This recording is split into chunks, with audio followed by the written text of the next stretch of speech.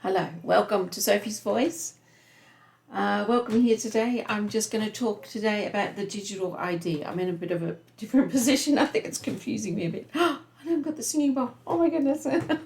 No singing bowl. All right. Anyway. Oh, there you are up there. Okay. So we're going to talk about the digital ID today. So there's been a bit of a buzz here and there online. I've been watching different posts with people feeling rather concerned about the digital ID. And so I just thought I'd have a little bit of it. I know Catherine and I had a bit of a talk about it one day. And I just more or less said, don't worry too much about it. I think that's what I said. But as there seems to be more posts about it, and there was some sort of significant day today in Australia, there's a sort of a movement to stand against it and to stand against the digital sort of like the idea of the control grid and like that things are gonna get so controlled through the online credit control. All the words have gone out of my mind, but like in China they've got the system where if you do something that they don't like, they can take points away from you. So the idea of having a control grid where they're using the internet as a means to control the population and have absolute control. So that's the fear. The big fear is of that system coming in. And during COVID, a lot of us went down the rabbit's holes and we found out all the information, and I kind of believe that's what people want to do with our world and with us. But whether or not they can or will, that's another matter. And so I just wanted to talk about that. What is the real danger and what do we do about it? From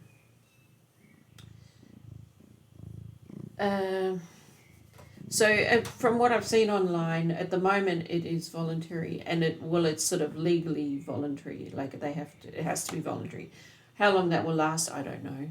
But I was watching someone talking about it, and they said that it's sort of, in a way, it's not like something that we're going to have a sort of moment, a yes or no moment. Will you do it or will you not? Will you resist? Will you go with it? And that it's more like the digital world is growing, and the more you're entangled in it, the more you're they've kind of, they can do it anyway or something. I don't know, like as if they don't really need your permission. And ultimately that'll be the way it moves. But obviously, if a whole systems are in this whole bigger system, this whole big internet system that the ideal will be connected to, and that you won't be able to. Well, this person was saying that it'll sort of end up being other people enforcing it on other people, like a bit like with COVID, that the government will say, well, it's not, it's not it's not mandatory. You don't have to have it. It's voluntary. But this, set it up in such a way that there's this huge moral pressure to enter into that kind of arrangement.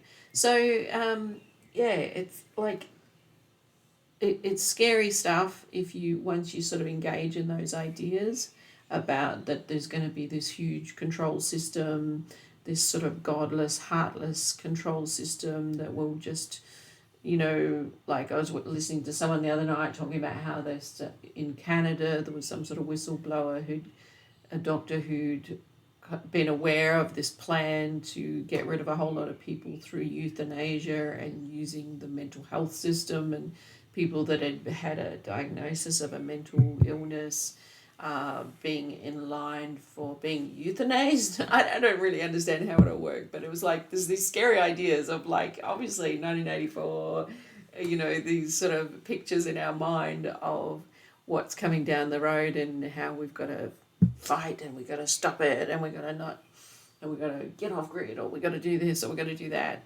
So this has always been for anyone who starts to become aware of these things, it becomes a big question. What do you do? What do you do? What do you not do? So one of the things I was thinking is about the two sides of one of the sort of those divisions of life is between power and right, so might and right, and that kind of dichotomy of what you might think is right and what people should be able to do and what they can do. So that you might say to someone, you shouldn't do that, but if they have the power and the will to do whatever it is, what's going to stop them? Because so power sort of trumps morality or something ultimately. Or no, maybe it's more the other way, like superficially might, will win, but ultimately right will win. But so it was just, I was talking to someone that I care very deeply about who was in a situation where they'd done something wrong and they'd got themselves in trouble and they were in the lockup for the weekend and this person is suffers from mental health problems, but they said to me, oh yeah, while I was in there they gave me the COVID injection COVID vaccine, and I was like, what? And he was like, yeah, I didn't want to do it, but they kind of said if I didn't do it they would lock me up and put handcuffs on me and and anyway, like after a while I sort of realized it wasn't the COVID vaccine, and I don't even know, because of the sort of fragile sense of reality, I'm still trying to work out what was actually true, but it just set me reeling a bit and got me thinking about this problem. And it's sort of, especially around the COVID vaccine and the stuff you look at with the stuff in, if anyone's a conspiracy theorist and you were like aware of the dreadful ideas about the vaccine and the idea that someone could do that to someone without their consent, without their will. So then it's like, well, ultimately, does that matter? If someone can do something to you like that, what does it mean and what does it matter? Because I think a lot of this stuff gets very charged with layers of meaning. I mean, apart from the fact that having your body violated with something that you don't think is good for you or that might kill you is pretty disturbing, but it's got all these layers of ideas around the mark of the beast and the New World Order system, having a global government, and so not just the simple matter of cruel and evil people potentially having control, but that it's somehow evil on another dimension, and that that things like the vaccine or the digital ID get associated with the idea of the mark of the beast, and so that it's not just a simple matter of trying to avoid things that you don't like or that are dark or that you're trying to overcome something evil, but it gets such a heavy atmosphere around it because it's like the idea that potentially you are giving up your relationship with God if you do the wrong thing. Like if you take the vaccine or you take the mark, the ID, the digital ID, that you're somehow going to lose your soul, almost lose your relationship with God. And so I just wanted to address that with this thought about this person that was potentially in this situation where they couldn't say no properly, and so just thinking about power and authority, and like that. So the idea is that people that you don't trust are in power and authority, but that happens all the time, doesn't it? And we were always known all our lives that people in power, there's always going to be people that are corrupt and misuse and stop. There are always going to be people in positions of power and authority that are corrupt, and that hopefully we have checks and balances to deal with that. So this concern is that you end up with a system that enables corruption or sort of uses corruption as a means of rule,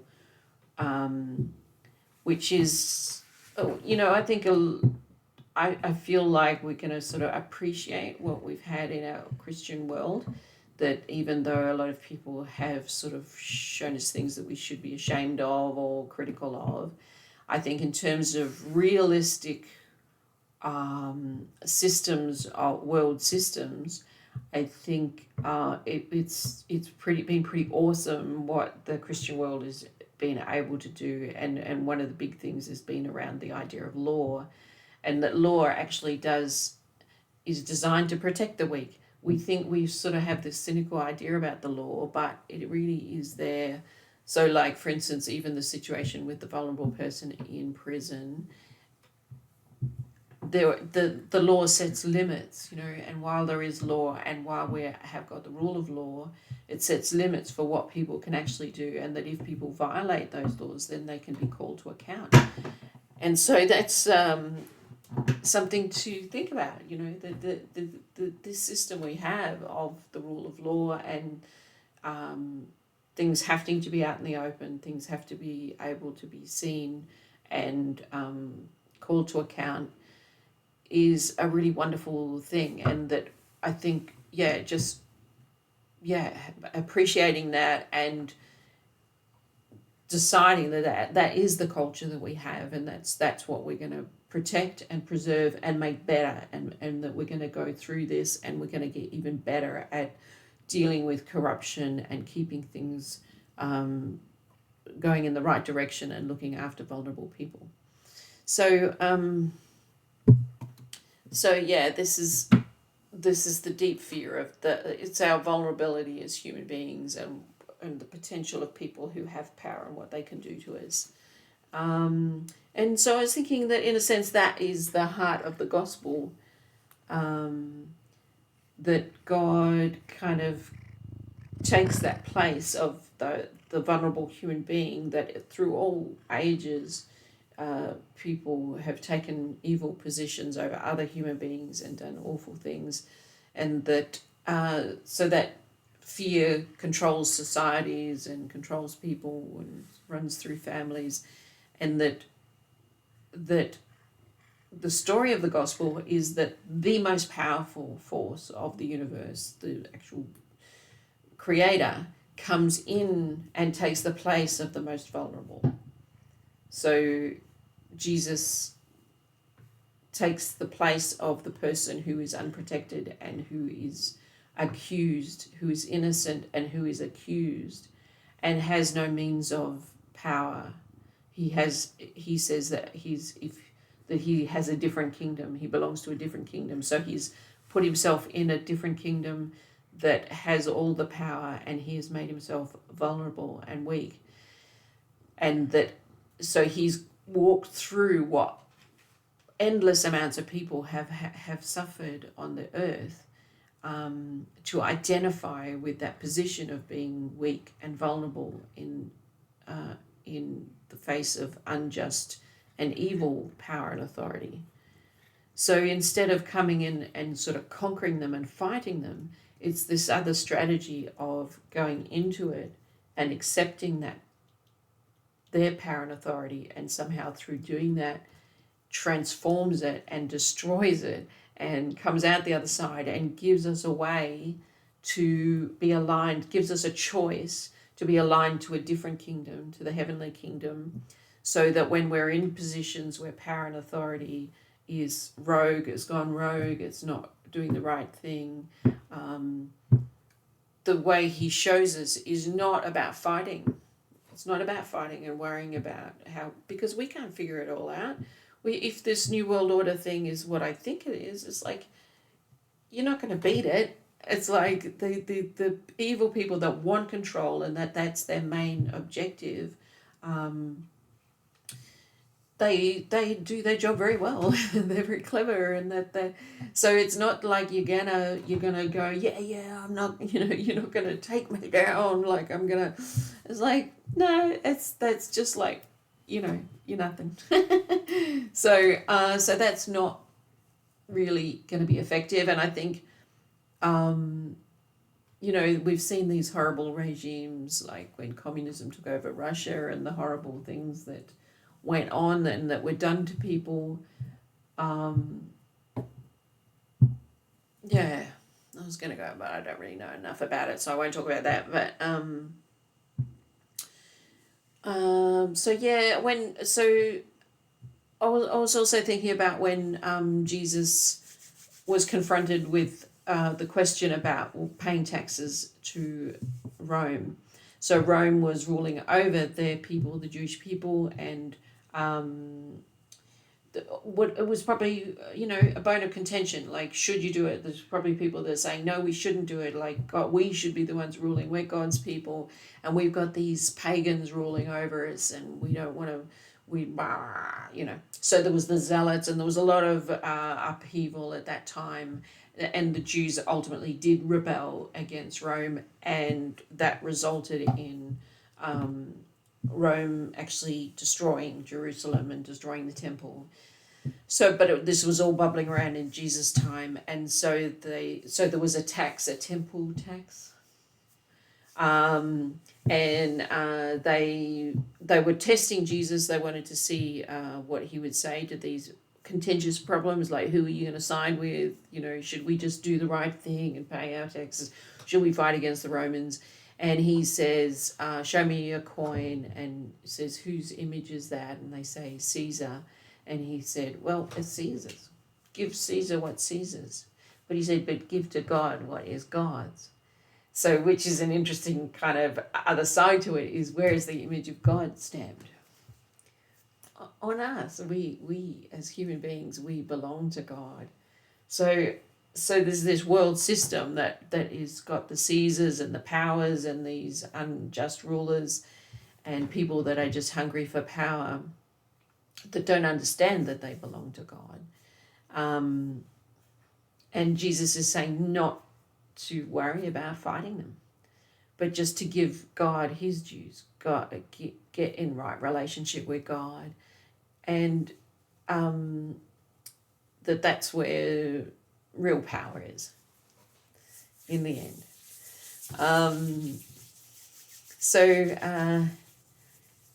Yes, so Jesus submitted. He stood his ground, and he walked through boldly, and he was not afraid. He was courageous. So we have to be courageous, and we don't want to do things that violate our soul or violate our relationship with God.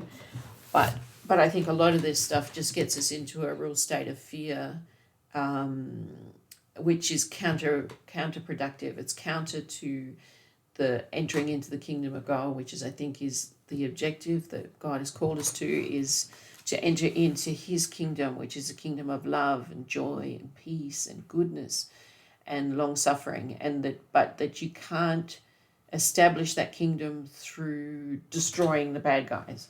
You've got to use a different power, and it's the power of love, so that you confront evil with love, but with truth and with courage, but not. So yeah, I do. So the long story is, I think, it's a different way we've got to go, I think, to get through this. That if we get engaged in trying to fight it on its own terms, we'll get sucked into it.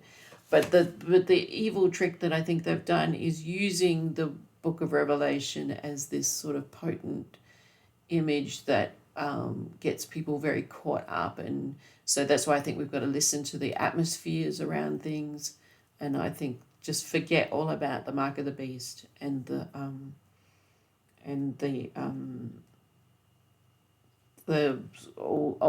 craziness in the book of Revelation.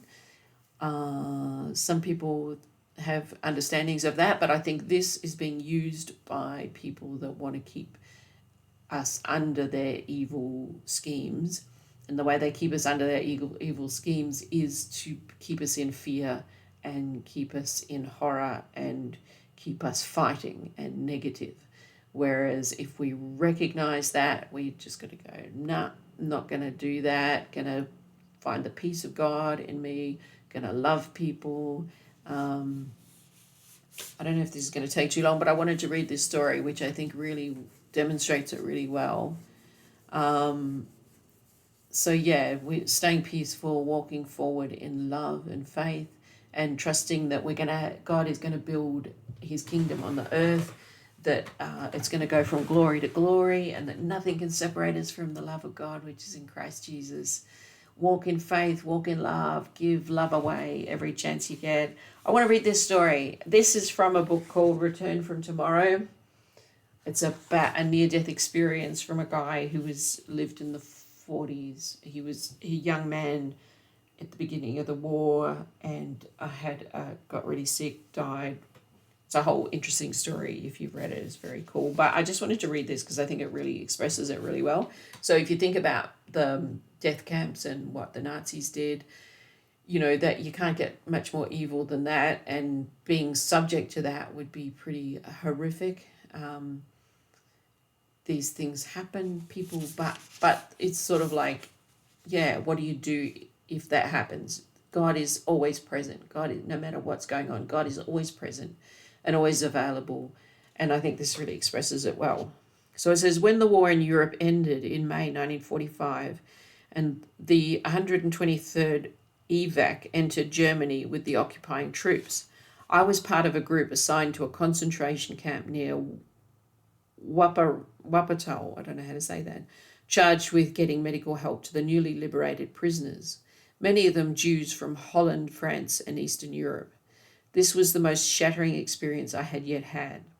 I had been exposed many times by then to sudden death and injury, but to see the effects of slow starvation, to walk through those barracks where thousands of men had died a little bit at a time over a period of years, was a new kind of horror.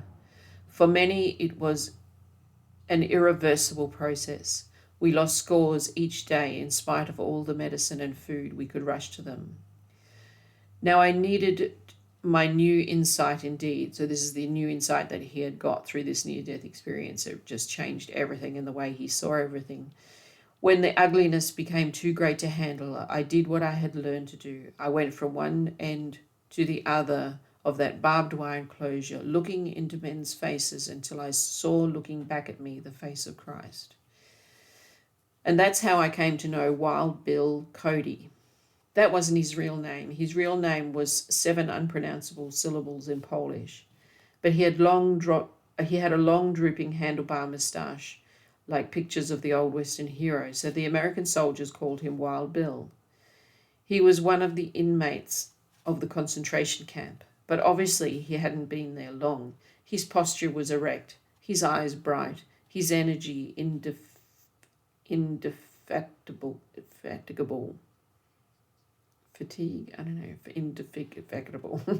Since he was fluent in English, French, German, and Russian, as well as Polish, he became a kind of unofficial camp translator. We came to him with all sorts of problems. The paperwork alone was staggering in attempting to relocate people whose families, even whole hometowns, might have disappeared. But though Wild Bill worked 15 to 16 hours a day, he showed no signs of weariness.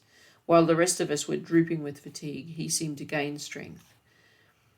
We have time for this old fellow, he'd say. He's been waiting to see us all day. His compassion for his fellow prisoners glowed on his face, and it was to this glow that I came when my own spirits were low.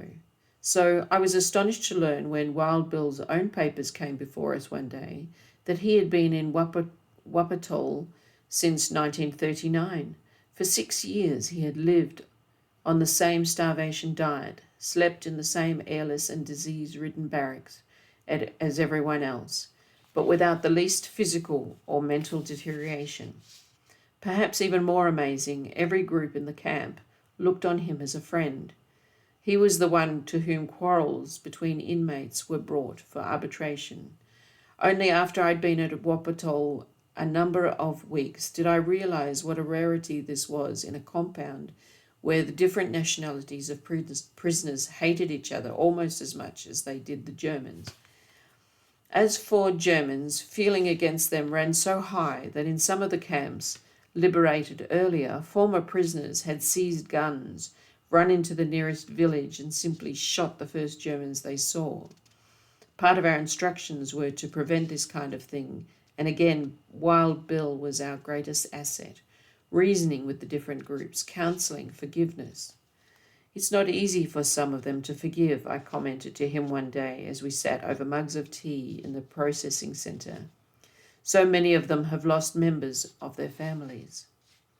Wild Bill leaned back in the upright chair and sipped his drink. We lived in the Jewish section of Warsaw, he began slowly, the first words I had heard him speak about himself.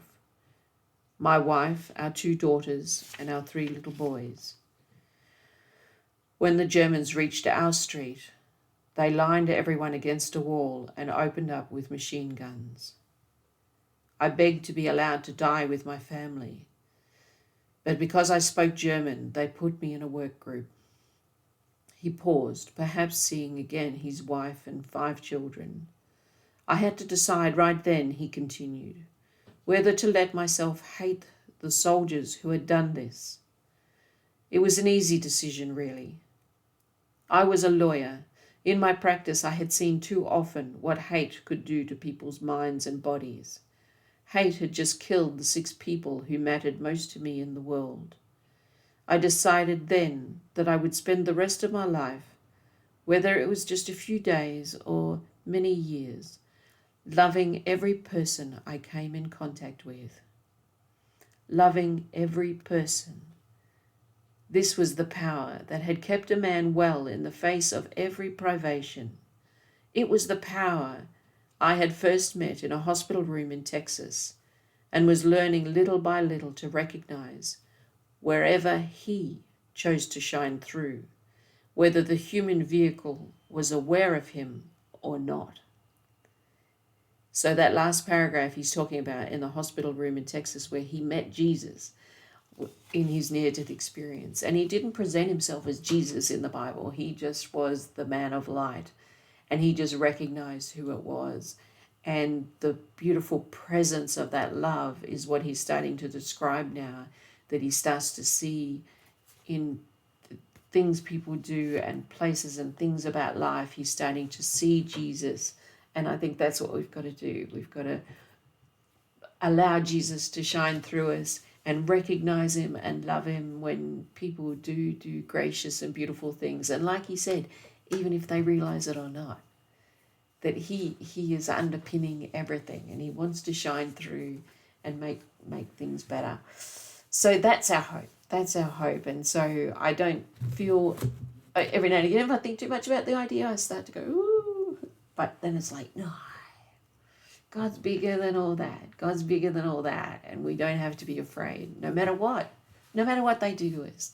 They can't take away the light on the inside. They can't destroy the kingdom of God in you. So just put that as your priority.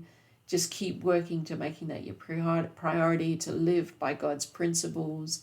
And I don't think we have to try to rebel. We maybe take a stand on things that when we know that's right and we feel the Spirit move, but don't make fighting our authority systems our job. I think that really puts us in a weak position. We need to instead bless our authority systems and expect of them that they're our authority systems, so they're going to be good. We don't accept that they're going to be bad and do evil to people. So I think that's what's going to see us through into the next phase. All right, God bless.